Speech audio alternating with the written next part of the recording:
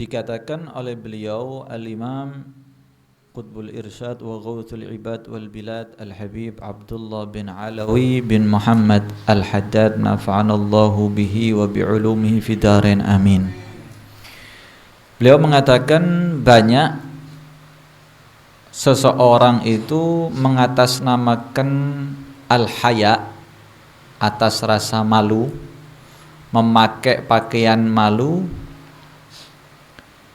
menganggap mereka itu malunya malu yang bagus, padahal malu yang mereka rasakan bukan malu yang terpuji, bahkan itu namanya bil jubnil madmum. Itu sebenarnya rasa malu yang mereka miliki itu kata lain namanya al-jubun, yaitu pengecut, dan itu sesuatu tidak baik, dilarang sama Nabi Muhammad SAW.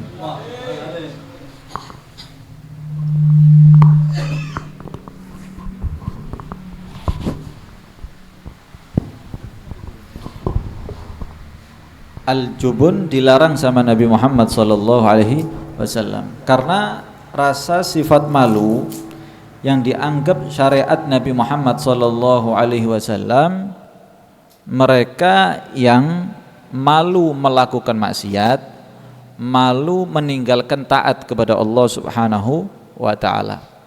Adapun al-jubun, pengecut, yang dilarang, yang tidak bagus, yaitu adalah rasa takut. Rasa takut yang berlebihan, bahasanya kita gemeter, padahal dia intiwa, cuman mementingkan diri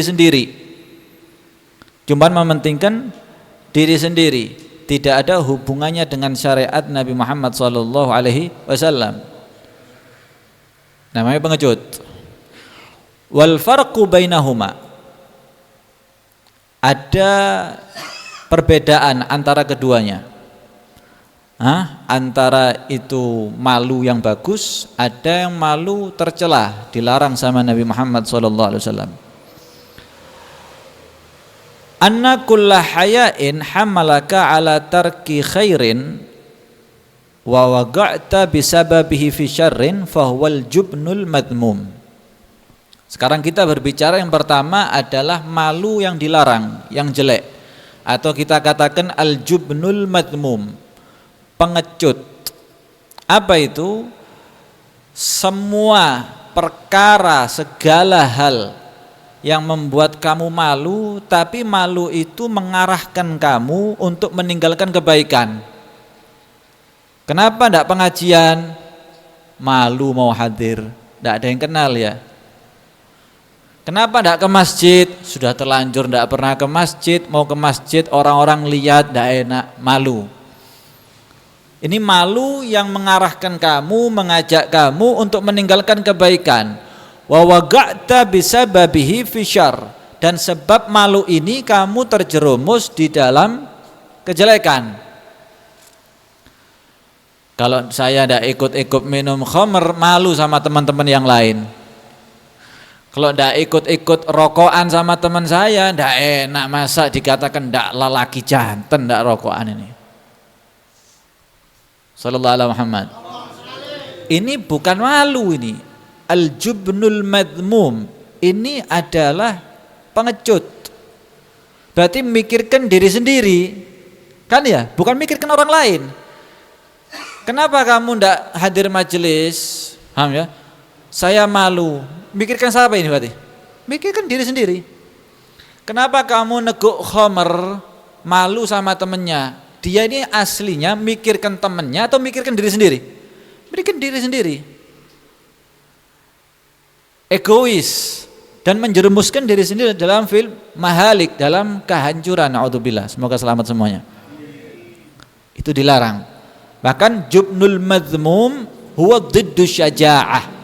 Orang yang memiliki sifat seperti ini huwa dhiddu syaja'ah. Sebenarnya ini orang tidak punya keberanian. Ini biasanya berani kalau sudah berjamaah, agak berani berbicara ini orang. Agak berani berulah. Tapi kalau sudah sendiri, tidak bisa berulah ini. Tidak punya keberanian sama sekali. Walaisa bil haya, dan itu bukan namanya haya yang dimaksud di dalam syariat Nabi Muhammad SAW. Kenapa? Li'annal haya, karena rasa sifat malu yang dianggap dalam syariat Nabi Muhammad la ya'ti illa bi khair, tidak akan bisa terjadi kecuali di dalamnya pasti ada kebagusan. Malu itu sebenarnya membawa kamu semakin taat. Malu itu membawa kamu akan menjadi lebih baik. Li'annal mustahi, karena orang yang mempunyai sifat malu hakikatan, yang secara betul-betul ya saya malu, dia memandang bahwasanya Allah Subhanahu wa taala memandang semua amal dia lakukan. Allah melihat antum semuanya. Duduk di sini Allah melihat. Sehingga harus malu. Malu saya kalau tidak pakai adab. Malu saya kalau ternyata hadir di sini tidur. Malu saya ternyata saya berbuat tidak baik. Allah melihat. Malu ini begitu bagus. Sehingga kalau ada malu yang model seperti ini, fala yudayyi fariidhah, maka ini orang tidak akan bisa meremehkan, sembrono meninggalkan apa yang difardukan oleh Allah Subhanahu wa taala. Malu saya, masa tidak sholat? Oh, dikasih waktu begitu banyak, kenapa tidak sholat? Cuman 5 menit sampai 10 menit. Wala yaf'al ma'siyatan, mungkin dia akan gampang untuk meninggalkan sesuatu maksiat, pelanggaran dari Allah Subhanahu wa taala karena sebab malu. Berapa banyak orang meninggalkan maksiat karena sebab malu? Banyak. Kenapa tidak diskotik? Malu saya, apa kata tetangga ya? Tidak enak. Malu saya, abah saya orang baik, biasa di masjid, masuk saya masuk diskotik. Malu kayak gini bagus. Karena apa? Membuat kamu jauh dari maksiat kepada Allah Subhanahu wa taala. Atau kamu malu berbuat sesuatu yang tidak pantas. Malu berbuat sesuatu yang tidak pantas, meskipun itu bukan bagian daripada dosa. Tapi apa? Ngurangi muruah. Apa muruah ini? Marwah. Ngurangi martabat, wibawa. Saya ini ustadz ya, masa jalan-jalan tidak pakai baju, seumpama. Kan ngurangi muruah, malu, bagus. Jangan dikatakan, wah ustadz juga manusia, kiai habib manusia, gak apa-apa. Loh, ini orang tidak cerdas ini. Harus tahu kondisinya masing-masing. Kapan dia bisa berbicara secara cair dengan orang-orang kepada siapa, harus tahu. Kalau saya ngomong ngakak terbahak depannya orang ini, saya malu, pantas. Karena apa? Nanti muruah saya, wibawa, marwah saya akhirnya terkurangi. Karena apa? Dia ini ustadz, tokoh, bagus. Jangan dikatakan ustadznya tidak asyik, ustadznya tegang, ustadznya apa? Loh, ini tidak paham. Sallallahu alaihi Muhammad. Ini dikatakan oleh Nabi, al-haya la ya'ti illa bi khair. Sebenarnya kebaikan itu tidak akan datang kecuali di situ pasti ada kebaikan. Sallallahu alaihi Muhammad. Hati-hati ya, hati-hati dalam memahami istilah kata-kata al-haya. Lihat majelis, hadir ada apa malu? Telat Ustaz, tak enak. Daripada tidak hadir, tidak malu. Hah? Apapun keadaannya, semampunya kita untuk melakukan kebaikan. Nah, kemudian hadirin para rahmati Allah Subhanahu wa taala, ketika kita memahami bahwasanya sifat malu itu akan mendatangkan satu hal kebaikan, akan menjauhkan kita satu hal kemaksiatan, pelanggaran dari Allah Subhanahu wa taala, sehingga malu sebagai pondasi kita menjadi orang baik. Malu itu pondasi menjadi orang baik. Kalau orang tidak punya malu, idza lam tastahi fasna' ma syi'ta. Kata Nabi, kalau kamu tidak punya sifat malu, ya lakukan terserah kamu mau. Tidak punya malu, terserah. Mau mabuk dengan tengah jalan, terserah. Ada majelis ilmu tidak hadir, tidak malu, terserah. Terserah. Karena apa? Orang tidak punya malu. Kalau punya malu itu hati-hati orang. Tapi kata Nabi, idza lam tastahi, kalau kamu tidak malu, ya wis fasna masyita, terserah kamu. Dikatakan dalam satu syair, idza lam takhsha aqibatal layali wala tastahi fasna ma tasha'u. Fala wallahi ma fil 'aishi khairun walad dunya idza dhahabal haya'u. Ya'ishul mar'u mastahya bi khairin wa yabqal 'udu ma bagiyal laha'u. Kalau kamu tidak khawatir bagaimana nanti balasan suatu saat, esok, minggu depan, bulan depan, kamu tidak khawatir dan kamu tidak mempunyai sifat malu sama sekali, fasna' ma tasya'u, lakukan terserah kamu. Lakukan sekarang ini karena kamu malu, karena kamu nanti lihat akan sukses. Alhamdulillah, untung saya dulu malu tidak hadir majelis, hadir. Untung saya dulu malu kalau tidak sholat, akhirnya sekarang kamu saksikan, alhamdulillah sudah istiqomah, anak saya ngikuti saya, alhamdulillah. Fala wallahi ma fil 'aishi khairun walad dunya idza dhahabal haya'u, kata beliau. Maka demi Allah, seandainya di kehidupan ini kita tidak punya malu, tidak ada rasa malu di dalam kehidupan di atas dunia, idza dhahabal haya'u, tidak ada kebaikan sama sekali, bahaya. Kemudian di dalam hadis Rasul sallallahu alaihi wasallam juga mengatakan, al haya'u wal 'iyyu syu'batani minal iman. Dengarkan ini. Malu, sifat malu, dan ini adalah as-sukutul lisan ma'al gudrah 'alan nutuq taharruzan 'anil wuqu' fil buhtan. Ini adalah seseorang yang mempunyai sifat tidak mau banyak ngomong, padahal dia mampu untuk berbicara. Karena kalau bicara ini orang diem pasti. Karena kalau berbicara ini orang tidak bisa jawab. Dia tidak mau bicara karena khawatir semakin rumit, semakin runyem, semakin banyak urusan, akhirnya diam lebih selamat. Semakin dijawab semakin panjang, semakin dijawab semakin panjang, kan akhir zaman seperti itu. Dijawab, jawab-jawaban, jawab-jawaban, dan nomor ini. Kata Nabi, al-haya wal-i, rasa sifat malu, dan orang yang mempunyai sifat diam, tidak mau menjawab karena dia menjaga harga dirinya, menjaga semakin takut runyem, banyak urusan, memanjang, dikatakan syu'batani minal iman. Dua sifat ini bagian cabang daripada iman kepada Allah Subhanahu wa taala. Kemudian wal bada'u wal bayan syu'batani minan nifaq. Wal bada', dan sifat yang kedua bada'. Bada' ini mempunyai fuhsh fil qaul, ngomongnya kotor, ngomongnya jorok. Wal bayan at-ta'ammuq wa tafassuh bin nutuq, dia kalau ngomong difasih-fasihkan, selalu memaksakan pembahasan, tidak perlu dibahas, tidak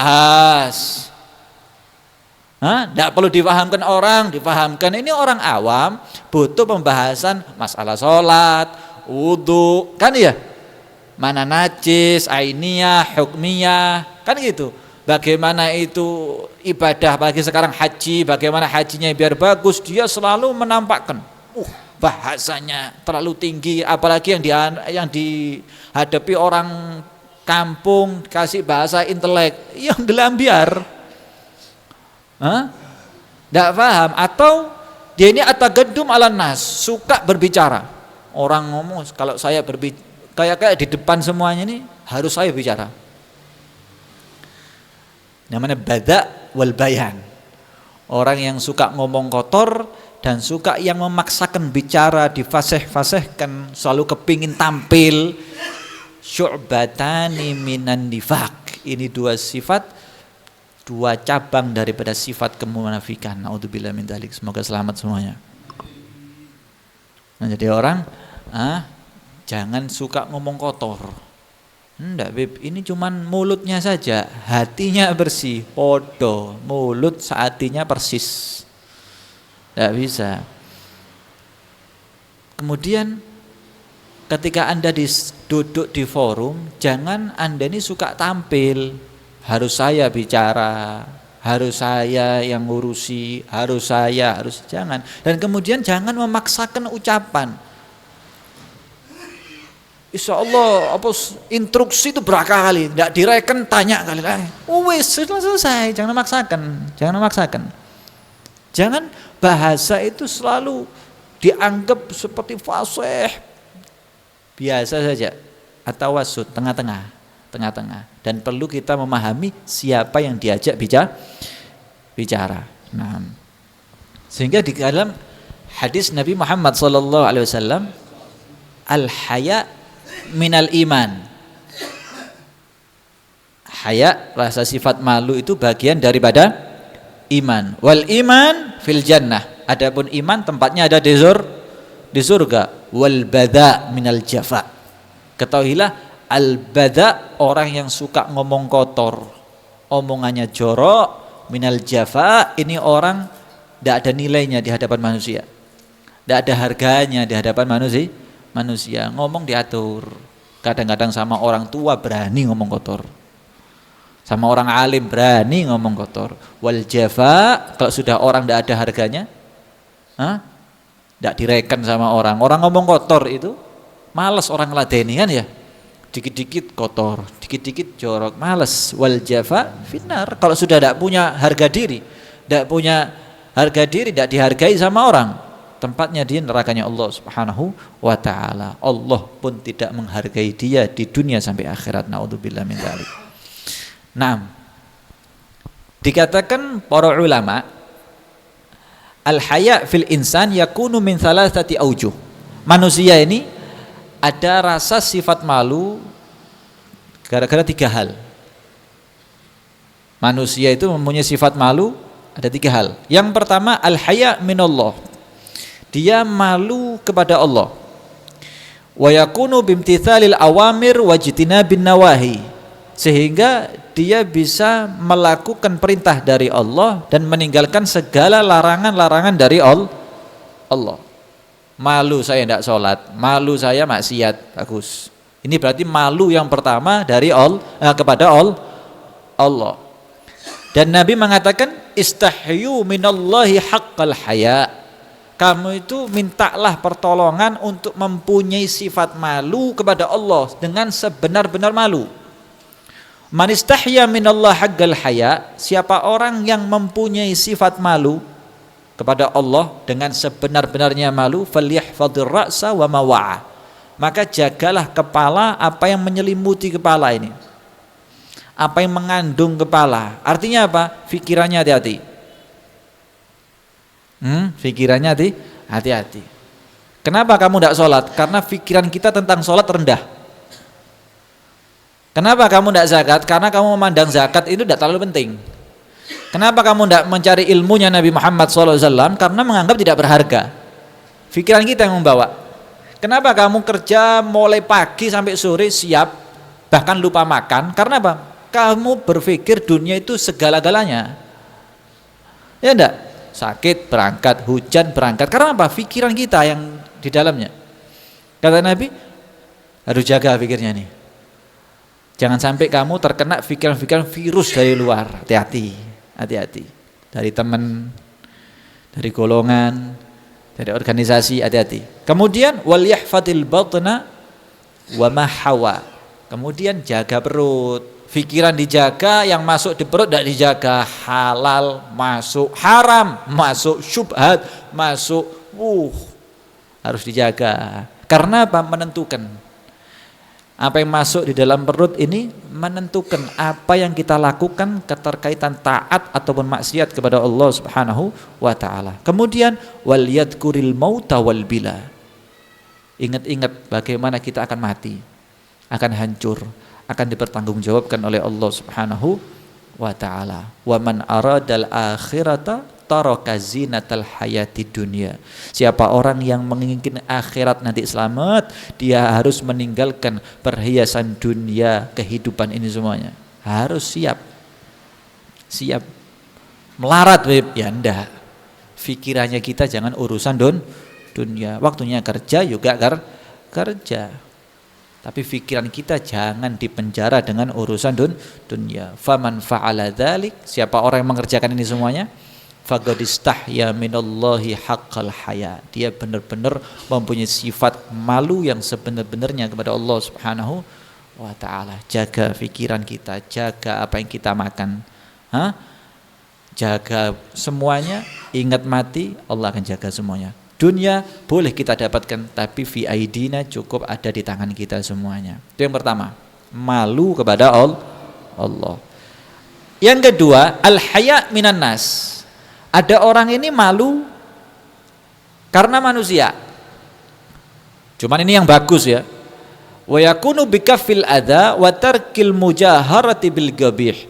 Dia malu kepada manusia karena apa? Malu saya kalau mengganggu tetangga, bagus. Malu saya kalau nipu partner kerja saya. Malu saya kalau ganggu tetangga, bagus. Atau dia malu kalau nampakkan kejelekannya depan manusia. Orang berbuat jelek ini manusia biasa, al-insan mahallul khata' wa nisyan. Kita ini bakal berbuat dosa, cuman yang bermasalah dosanya kita tampak-tampakkan sama orang lain.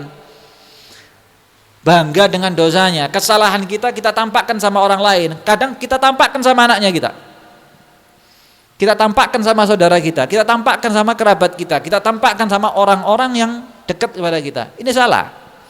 Kalau Anda punya malu, harus malu untuk mengganggu orang lain dan malu untuk menampakkan kejelekannya sama orang lain. Sehingga dikatakan manittaqallah ittaqan nas. Siapa orang yang merasa takut kepada Allah, ya kamu harus takut sama manusia. Harus takut. Kesalahannya bukan terus, oh enggak ngaku kamu pernah berbuat maksiat, enggak apa-apa, ngaku saja depan kita. Loh, itu yang memaksakan orang ini membuka aibnya diri sendiri. Ini yang tanya salah, yang menjawab salah. Terus kita ditakut-takuti, enggak ngaku, munafik ini loh. Jangan. Dan yang tanya lebih salah, berarti kamu berusaha membuka aibnya orang. Paham ya? Bahaya sekarang ini. Manittaqallah ittaqan nas. Kalau kamu betul-betul takut kepada Allah, takut diadab, takut kena siksa, takut murkanya Allah, kamu harus takut bagaimana dosanya kamu dilihat oleh manusia. Minimal dosa takut dilihat manusia. Suatu saat Allah akan rubah menjadi baik. Takutnya kita takut dipandang Allah. Sallallahu alaihi Muhammad. Bagaimana Nabi Zakaria alaihi salatu wassalam, di dalam Al-Quran dikatakan idnada rabbahu nidaan khafiyya. Ketika Nabi Musa ini berdoa meminta kepada Allah Subhanahu wa taala, doanya beliau tidak sama sebagaimana doa-doa yang sebelumnya. Doa beliau nidaan khafiyya. Doanya tidak ada yang dengar, tidak ada yang tahu. Doanya pelan-pelan. Like bahasanya kita singit-singit. Tambah tidak paham singit-singit, sembunyi-sembunyi.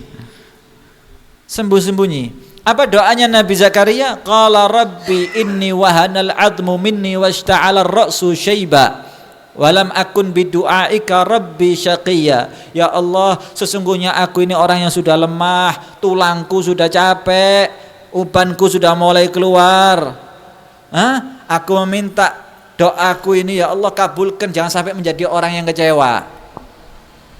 Wa inni khiftul mawaliya min wara'i wa kanat imra'ati aqiran fahabli min ladunka waliya. Ya Allah, aku khawatir kerabat-kerabatku, sepupuku, semuanya yang ada nanti setelah peninggalanku, dan aku tidak punya keturunan. Istri saya ini ya Allah mandul lah bahasa sekarang, tidak bisa punya anak. Saya minta kasih anak ya Allah. Apa kata tetangga saya? Apa kata kerabat-kerabat saya? Ini doanya Nabi Zakaria. Yarithuni wa yarithu min ali Ya'qub, yang nanti bisa menjadikan ahli warisku dan ahli waris keluarga Ya'qub. Waj'alhu rabbi radhiya, dan jadikan ridho. Syahid yang perlu dibahas di sini, Anda tahu, Nabi Zakaria kenapa doanya sembunyi-sembunyi, tidak ditampakkan kepada yang lain? Kalau doa itu bagus, kenapa tidak diajak sama yang lain? Kenapa tidak berjamaah? Pertama, karena dikatakan Nabi Zakaria itu menyembunyikan doanya beliau karena malu dengan manusia. Karena apa? Kok ada minta doa kepingin punya anak? Lah wong anak itu sudah anugerah dari Allah. Apakah mungkin Nabi Zakaria itu tidak menerima takdir ketentuan dari Allah? Seorang nabi. Sehingga dia menyembunyikan itu doa. Fi halatin la yumkin fiha alwalad adatan likibari sinnihi wa sinni imraatihi, karena dilihat Nabi Zakaria tua, perempuannya juga tua, tidak mungkin, dan mandul saat itu. Sehingga permintaan ini menurut Nabi Zakaria salah. Karena apa? Takut, khawatir nanti orang-orang ternyata doa seperti ini bagus, padahal pasrah itu lebih bagus. Ada yang mengatakan akhfahu li'annahu talaba amran dunyawiyya. Kenapa Nabi Zakaria itu menyembunyikan doa tersebut? Karena itu urusannya urusan dunia. Nabi itu tidak pantas minta urusan dunia. Dikasih tidak dikasih pasrah saja kepada Allah. Sallallahu alaihi Muhammad. Dampaknya apa? Nanti orang-orang setelah Nabi Zakaria ikut semuanya nanti. Ikut semuanya. Bisa adzan. Nah, terakhir. Bagaimana yang seharusnya wal adhar an-nasir fi ikhfa'ihi huwa annal ikhfa du'a afdal min jahri fi. Karena rahasia atau menyembunyikan doa itu ialah doa yang afdal untuk dijaharkan. Doanya itu lebih afdal dijaharkan ketika dia doa berurusan dengan akhirat. Nah, ini rasa malu yang bagus. Nah, singkat terakhir. Yang ketiga, ada seseorang malu dengan dirinya sendiri. Tadi malu kepada Allah, malu kepada manusia, sekarang dia malu dengan diri sendiri. Dengan cara apa? Karena dia malu menjaga harga dirinya. Malu menjaga harga diri atau malu menjaga agar supaya tidak tampak di hadapan orang ramai. Bagus. Sebagaimana Nabi Muhammad SAW, beliau mengatakan makarihta an yarahun nas minka fala taf'alhu binafsika idza khalauta. Tidaklah kamu membenci seseorang itu sesuatu yang kamu benci. Ketika seseorang melihat sesuatu tersebut dari kamu, maka jangan lakukan. Orang kalau melihat kamu melakukan sesuatu itu tidak senang, jangan lakukan. Tapi pandangan orang yang sekiranya pandangan umum ya, orang melihat kamu pakai siwak, tidak senang, jangan diikuti. Ini pandangannya orang soleh, pandangannya standarnya pandangan manusia. Jangan dilakukan secara umum atau jangan dilakukan dengan sendiri. Ba'dul adibba, sebagian orang-orang yang cerdas, mereka mengatakan man amila fisir, siapa orang yang mengerjakan amalan kebaikan di dalam sir sendiri, satu amalan, yastahyi minhu fil alaniyah, tapi dia malu kalau dia tampakkan amalnya di depan orang umum, falaisa li nafsihi indahu gadar. Sebenarnya ini orang tidak ada nilainya sama sekali. Kenapa kamu sholat di rumah? Takut riak saya. Loh, kenapa kamu bahkan siwak, kenapa kalau disunahkan kalau bisa tampakkan, duduk nolak Anda punya siwak. Bahkan sebagian ulama mengatakan taruh di kuping sini. Lah ya, supaya tahu. Kenapa kamu malu? Jangan malu. Nanti mau hadir pengajian delik-delik di tonggo. Mana? Pakai celana dulu, pakai topi dulu, sampai tempat hadir majelis pakai sarung. Ini orang tidak ada nilainya sama sekali. Ada apa? Bismillah, jalan. Jalan. Sehingga orang seperti itu tidak ada nilainya di hadapan Allah, di hadapan manusia. Nah, sampai Nabi itu ini sifat malu yang bagus. Kemudian adapun jubun tadi, pengecut, di situ adalah rasa tidak mempunyai keberanian sebagaimana pernah diminta oleh Nabi Muhammad SAW daripada Umar ibnul Khattab radhiyallahu taala anhu wa arda. Nabi itu yata'awwad min khams. Nabi itu meminta pertolongan kepada Allah 5 hal. Yang pertama, minal jubun, pengecut. Sifat ini bahaya, penyakit. Akhir zaman banyak. Wal bukhul, medit. Pelit. Makanya Nabi itu orang yang dermawan seperti rihul mursalah. Hebat. Dan perlu kita ketahui, orang dermawan itu bukan sifatnya orang kaya, tapi sifatnya orang yang mengikuti Nabi. Yang kaya belum tentu dermawan. Yang miskin belum tentu bukan dermawan. Miskin itu kadang-kadang dermawan, subhanallah, ngeluarno seadanya. Wal bukhul wa su'il umur, dan diminta oleh Nabi Muhammad SAW khawatir su'il khumur, fasadul aql minal kibar. Kalau sudah tua, amnesia. Tua, bungkuk. Diminta sama Nabi, minta sama Allah Subhanahu wa taala agar semua tua-tuanya tidak nyusahkan cucunya.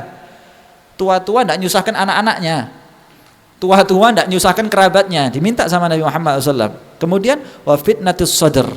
Diminta sama Nabi al fitnatus sadr, yaitu mati sebelum kita tobat kepada Allah Subhanahu wa taala. Yang kelima wa adzabil qabr, selamat agar supaya daripada azab kubur. Semoga selamat semuanya. Ya. Dikatakan dalam Mujahid, la yata'allamul ilmal mustahyi wala mustakbir. Maka kalau orang mempunyai rasa sifat malu, ini orang tidak bisa belajar. Kalau Anda berbuat baik, jangan ada rasa dua, sifat sombong sama sifat malu. Orang tidak bakal bisa punya ilmu ketika mereka mempunyai sifat malu dan rasa sifat sombong. Nah.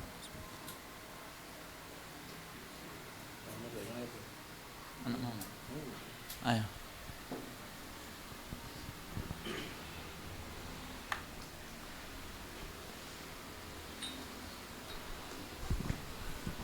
Ya Rabbu ya Karimu ya Hayyu ya Qayyumu ya man bina rahimu fadluhu